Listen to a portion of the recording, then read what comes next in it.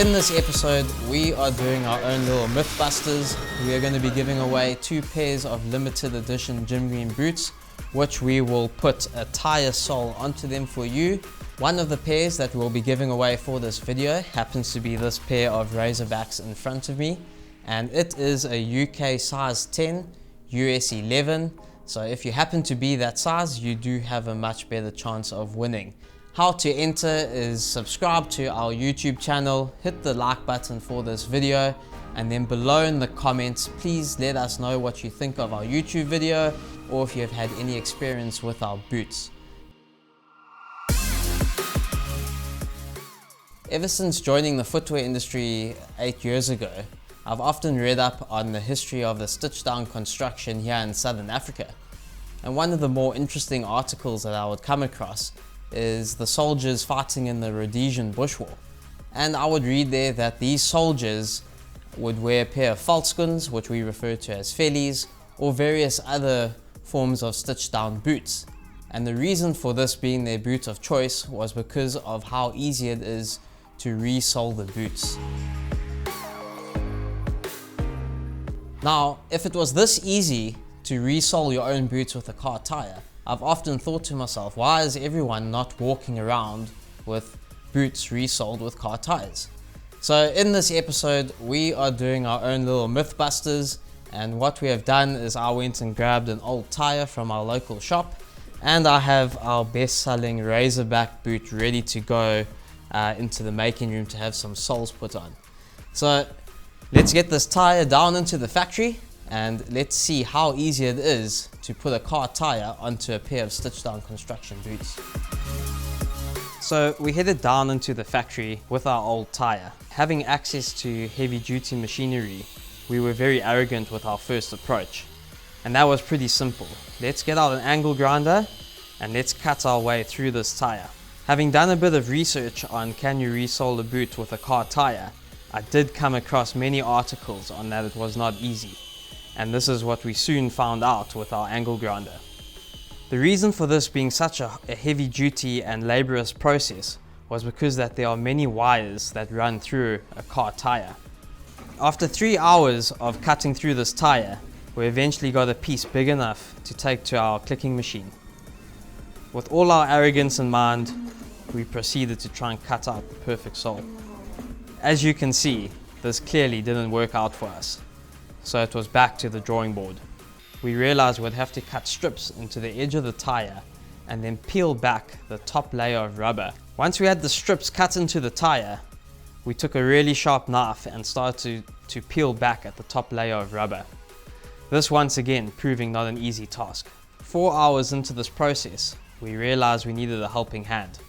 We took the tire back to our clicking press, locked the tire in place, and gradually began to cut away at the top layer of rubber. With some extra helping hands and the heavy duty machinery, the upper layer of rubber finally started to give way and peel back. We finally had a piece of rubber that we could now send into the making room and cut some soles out of to put onto our pair of Razorbacks.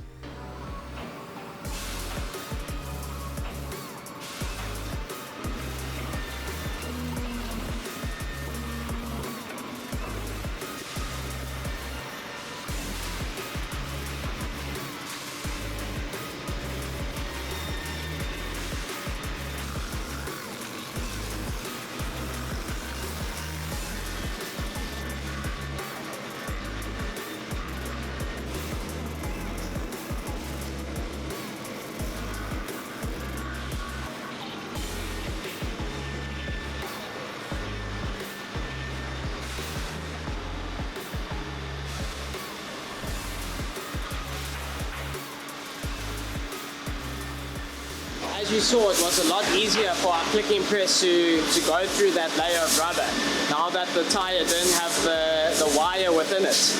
So here we have the upper piece of rubber that we stripped from the car tire. It's quite a hard rubber compared to a normal sole. So what we're actually going to do to make this boot wearable is that we're going to add a layer of EVA to the sole to give it a bit of a heel.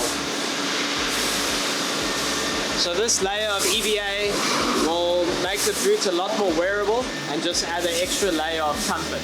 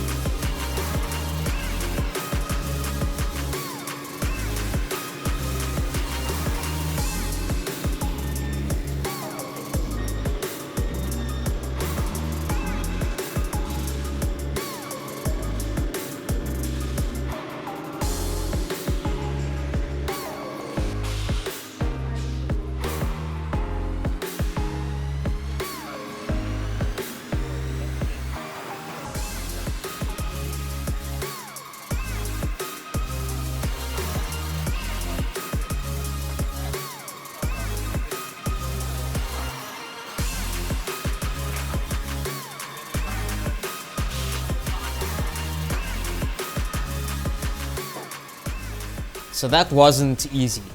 As you saw from the processes that we went through, firstly to get the rubber off of the car tire took us a good few hours, but overall we have ended up with an unbelievably good looking boot, and we have managed to take something that was going to be thrown into a waste dump and turn it into something pretty useful. Here we have the car tire. As you can see, it is missing that top layer of rubber. You may be able to get a glimpse of some of the wire that is still running through this tire, which is what gave us all those problems when we were trying to strip it. But overall, I'm very happy with the end product, and we have a really good looking boot that is going to be quite durable. So this brings us to the question and the whole point around this video. Can and did soldiers resole their stitched down construction boots by themselves with a car tire? Looking back on what we've done and thinking about the processes and the machinery that we have on hand, I'm going to say that that is myth busted.